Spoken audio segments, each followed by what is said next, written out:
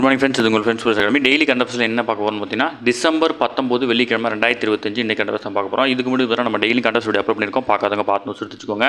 அது மட்டும் நம்ம சேனல் வந்து சப்ஸ்கிரைப் பண்ணி சப்போர்ட் பண்ணுங்கள். முடிஞ்சளவு உங்கள் ஃப்ரெண்ட்ஸில் ஷேர் பண்ணுங்கள். நம்மளுடைய ஃப்ரெண்ட்ஸ் போலீஸ் அகாடமி அப்படின்ற டெலிகிராம் சேனலில் ஜாயின் பண்ணிக்கோங்க. இம்பார்ட்டன்ட் அப்டேட்ஸ்லாம் உங்களுக்கு ஒன்று கிடைக்கும். சரிங்களா?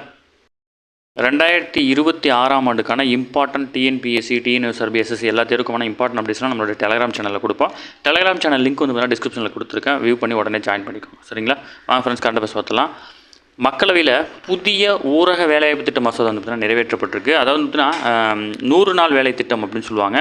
மகாத்மா காந்தி தேசிய ஊரக வேலைவாய்ப்பு உறுதியளிப்பு திட்டம் வந்து பார்த்தீங்கன்னா 2005ஆம் ஆண்டு வந்து பார்த்தீங்கன்னா கொண்டு வரப்பட்டது. ஓகேங்களா? அதற்கு மாற்றாக வந்து பார்த்தீங்கன்னா வளர்ந்த பாரத ஊரக வேலைவாய்ப்பு மற்றும் வாழ்வாதார உறுதியளிப்பு திட்டம் வந்து பார்த்தீங்கன்னா கொண்டு வந்திருக்கிறாங்க. ஓகேங்களா? அது வந்து பார்த்தீங்கன்னா 125 நாட்கள் வந்து பார்த்தீங்கன்னா இதனுடைய வேலை நாட்களாக இருக்குது. ஓகேங்களா? அடுத்தது, இந்தியா ஒமன் இடையே வந்து பார்த்தீங்கன்னா தடையற்ற வர்த்தக ஒப்பந்தம் வந்து பார்த்தீங்கன்னா கையெழுத்தாயிருக்கு. வளைகுடா நாடுகளான ஒமன் தலைநகர் மஸ்கட்டில் பிரதமர் நரேந்திர மோடி மற்றும் அந்த நாட்டினுடைய சுல்தானான ஹைதம் பின் தாரிக் இடையே வந்து பார்த்தீங்கன்னா வியாழக்கிழமை நடைபெற்ற பேச்சுவார்த்தையில் வந்து பார்த்தீங்கன்னா இருதரப்பு தடையற்ற வர்த்தகத்துக்கு வந்து பார்த்தீங்கன்னா ஒப்பந்தம் கையெழுத்தாயிடுச்சு. ஓகேங்களா?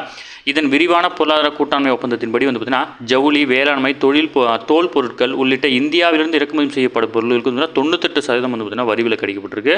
அதேமாதிரி வந்து பார்த்தீங்கன்னா ஒமனிலிருந்து இறக்குமதியாகும் பேரிச்சம், மார்பில், அப்புறம் வந்து பார்த்தீங்கன்னா பெட்ரோலிய பொருளுக்கு 77.79% பொருட்களுக்கு வந்து பார்த்தீங்கன்னா வர்த்தக தளர்வு வந்து பார்த்தீங்கன்னா அளிக்கப்பட்டிருக்கு. ஓகேங்களா? அது மட்டும் இல்லாமல் இந்தியா ஒமன் இருதரப்பு வர்த்தக மதிப்பு வந்து பார்த்தீங்கன்னா $10.5 பில்லியன். ஓகேங்களா? இதில் ஏற்றுமதி வந்து பார்த்தீங்கன்னா $4 பில்லியன் இருக்குது. ஒமனிலிருந்து வந்து பார்த்தீங்கன்னா பெட்ரோலிய பொருட்கள் மற்றும் யூரியாவை வந்து பார்த்தீங்கன்னா இந்தியா அதிகளவு வந்து பார்த்தீங்கன்னா இறக்குமதி செய்கிறாங்க.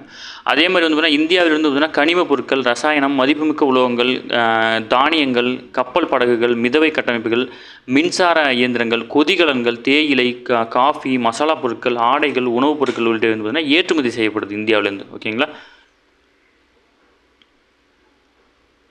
அடுத்து, கடல்சார் உயரடுக்கு பாதுகாப்பு படை. இது ஆல்ரெடி வந்து பார்த்தீங்கன்னா சட்டப்பேரவையில் அறிவிச்சிருந்தாங்க. இந்த மாதிரி ஒன்று உருவாக்க போகிறோம் அப்படின்னு சொல்லிட்டு அதை வந்து பார்த்தீங்கன்னா உருவாக்கி சென்னை கடற்கரை பகுதிகளை பாதுகாக்கும் வகையில் 96 லட்சத்தில் வந்து பார்த்தீங்கன்னா கடல்சார் உயரடுக்கு பாதுகாப்பு படை வந்து தொடங்கப்படும் வந்து பார்த்தீங்கன்னா சட்டப்பேரவையில் வந்து பார்த்தீங்கன்னா ஆல்ரெடி அறிவிச்சிருந்தாங்க.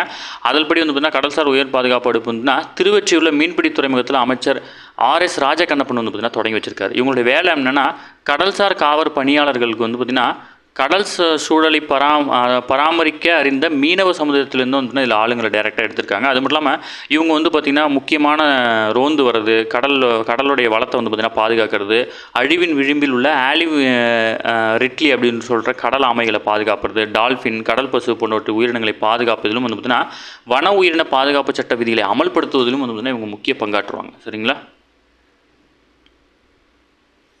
நம்ம எக்ஸாம் பாயிண்ட் ஆஃப் வியூ அதை மட்டும் தான் பார்க்க போகிறோம். அடுத்தது முக்கியம், நம்ம மேலேயே பார்த்துட்டோம், இருந்தாலும் வந்து ஒன்ஸ் ஞாபகப்படுத்துகிறேன். ஒமனுக்கு வந்து பார்த்திங்கன்னா பயணம் மேற்கொண்டிருக்கிறாரு நம்மளுடைய இந்திய பிரதமர். அவருக்கு வந்து பார்த்திங்கன்னா ஒமனினுடைய உயரிய விருதான பிரதமர் மோடிக்கு ஒமன் நாட்டின் உயரிய விருதான ஆர்டர் ஆஃப் தி ஒமன் அப்படின்ற விருது வந்து பார்த்திங்கன்னா வழங்கி சிறப்பிச்சிருக்காங்க. இது நம்மளுடைய பிரதமர் வாங்குகிற 29வது மிகப்பெரிய விருது. ஓகேங்களா?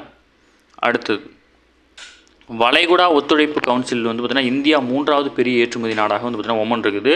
20 ஆண்டுகளுக்கு பின் கடந்த 2006ஆம் ஆண்டு அமெரிக்காவுடனான ஒப்பந்தத்துக்கு பிறகு தற்போது முதல் முறையாக இந்தியாவுடன் ஒமன் வந்து பார்த்திங்கன்னா தடையற்ற வர்த்தக ஒப்பந்தம் வந்து பார்த்திங்கன்னா மேற்கொண்டிருக்காங்க. அண்மையில் வந்து பார்த்திங்கன்னா பிரிட்டன் கூட நம்ம 2025லையும், ஐரோப்பிய தடையற்ற வர்த்தக கூட்டமைப்பு 2024லையும், ஆஸ்திரேலியாவோட 2022, மொரிஷியஸ் கூட 2021 ஆகிய நாடுகள் வந்து பார்த்திங்கன்னா இந்தியா தடையற்ற வர்த்தகம் வந்து பார்த்திங்கன்னா மேற்கொண்டிருந்தாங்க. அதேமாதிரி நம்ம மேலே சொன்ன மாதிரி வந்து பார்த்திங்கன்னா இந்தியாவிலிருந்து வந்து பார்த்திங்கன்னா இறக்குமதி செய்யப்படும் பொருளுக்கு 98%, ஒமன்லேருந்து இறக்குமதி செய்யப்படும் பொருளுக்கு 77.79% வந்து பார்த்திங்கன்னா வரி விலக்கு அளிக்கப்பட்டிருக்கு. ஓகேங்களா?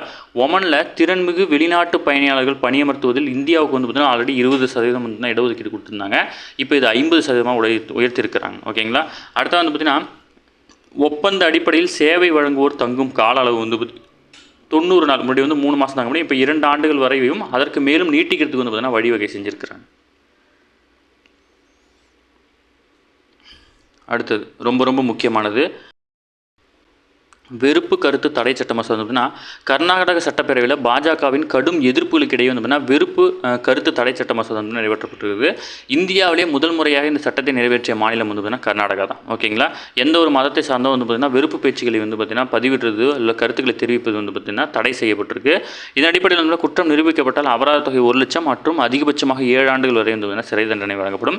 திரும்ப வெறுப்பு கருத்துக்களை வெளியிடுவதற்கு வந்து பார்த்திங்கன்னா 10 ஆண்டுகள் தண்டனையிலிருந்து 7 ஆண்டுகளாக குறைச்சிருக்கிறாங்க. ஓகேவா? இதுதான் இது. இதில் வந்து பார்த்திங்கன்னா இந்த சட்ட மசோதா வந்து பார்த்திங்கன்னா முதல் முறையாக கர்நாடக சட்டப்பேரவையில் வந்து பார்த்திங்கன்னா ஏற்றப்பட்டிருக்கு. அடுத்தது தேசிய துப்பாக்கி சுடுதல்களில் வந்து பார்த்தீங்கன்னா கேத்தன் மாலிக் வந்து பார்த்தீங்கன்னா முதலிடம் பிடிச்சிருக்காங்க. தேசிய துப்பாக்கி சுடுதல் சாம்பியன்ஷிப்பில் சீனியர் மகளிருக்கான 10 மீட்டர் ஏர் ஃபில்டர் பிரிவில் ஹரியானாவின் கேத்தன் மாலிக் வந்து பார்த்தீங்கன்னா சாம்பியன் ஆகிருக்கிறார். ஓகேவா.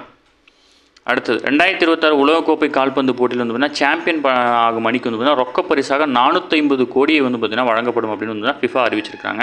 அடுத்தது சையது முஷ்டாக் அலி கோப்பை T20 கிரிக்கெட் போட்டியில் ஜார்க்கண்ட் வந்து பார்த்தீங்கன்னா 69 ரன்கள் வித்தியாசத்தில் ஹரியானாவை வீழ்த்தி முதல் முறையாக சாம்பியன் கோப்பையை வந்து பார்த்தீங்கன்னா வெற்றி பெற்றிருக்காங்க. ஓகேங்களா. அடுத்தது ரொம்ப முக்கியமான ஒரு பர்சன், ஒற்றுமை சிலை, அதாவது பட்டேல் சிலை இருக்கு இல்லையா, அதை உருவாக்கிய சிற்பி ராம் சுதார் வந்து பார்த்தீங்கன்னா காலமாக இருக்கார். உலகின் மிக உயரமான சிலை அப்படின்னு அழைக்கப்படுகிற குஜராத்தில் இருக்கிற ஒற்றுமை சிலை வந்து பார்த்தீங்கன்னா வடிவமைத்த புகழ்பெற்ற சிற்பி வந்து பார்த்தீங்கன்னா ராம் வஞ்சி சுதார் வந்து பார்த்தீங்கன்னா வயது மூப்பு காரணமாக காலமாயிட்டார். 100 வயது வந்து பார்த்தீங்கன்னா எட்டிட்டார். ஓகேங்களா. உடல்நலக் குறைவால் நொய்டாவில் உள்ள அவரது இல்லத்தில் வந்து பார்த்தீங்கன்னா காலமாயிட்டார். நாட்டின் முதல் உள்துறை அமைச்சரான சர்தார் வல்லபாய் பட்டேலுடைய கௌரவிக்கும் வகையில் குஜராத்தில் அமைக்கப்பட்டுள்ள உலகின் மிக உயரமான ஒற்றுமை சிலை மற்றும் நாடாளுமன்ற வளாகத்தில் அமர்ந்த நிலையில் உள்ள தியான நிலையில் அமர்ந்திருக்கும் மகாத்மா காந்தியுடைய சிலையும் வந்து பார்த்தீங்கன்னா இவர் தான் இருக்கிறார். அது மட்டும் இல்லாமல் குதிரை மீது அமர்ந்திருக்கும் சத்ரபதி சிவாஜியோட சிலையும் வந்து பார்த்தீங்கன்னா இவர் தான் வடிவமைச்சிருக்கிறார். ஓகேங்களா. அது மட்டும் இல்லாமல் மகாராஷ்டிரா மாநிலம் துலே மாவட்டத்தில் குண்டூர் அப்படின்ற கிராமத்தில் 1925ஆம் ஆண்டு பிறந்திருக்கிறாரு. கிட்டத்தட்ட 100 ஆண்டுகள் வந்து பார்த்தீங்கன்னா வயதை கடந்திருக்கிறாரு. இவரது கலைப்பணியை பாராட்டி வந்து பார்த்தீங்கன்னா 1999 வந்து பார்த்தீங்கன்னா இவருக்கு பத்மஸ்ரீ கொடுத்தாங்க. 2014 வந்து பார்த்தீங்கன்னா பத்ம பூஷன் கொடுத்துருக்காங்க. ஓகேங்களா. அண்மையில் மகாராஷ்டிரா அரசின் மிக உயரிய விருதான மகாராஷ்டிரா பூஷன் விருதும் வந்து பார்த்தீங்கன்னா இவருக்கு வழங்கப்பட்டிருக்கு. ஓகேங்களா. பேர் ஞாபகம் வச்சுக்கணும், ராம் சுதாகர். டிஎன்பிசிலாம் இந்த மாதிரி கேட்பாங்க. சமீபத்திற்கு காலமான ராம் சுதாகர் கீழ்கண்ட எதனுடன் தொடர்புன்னு கேட்பாங்க. பார்த்து ஞாபகம் வச்சுக்கோங்க. ஓகே ஃப்ரெண்ட்ஸ், இன்றைக்கி கண்டபஸ் அவ்வளோதான். தாண்டி எதுவுமே கேட்க வாய்ப்பில்லை.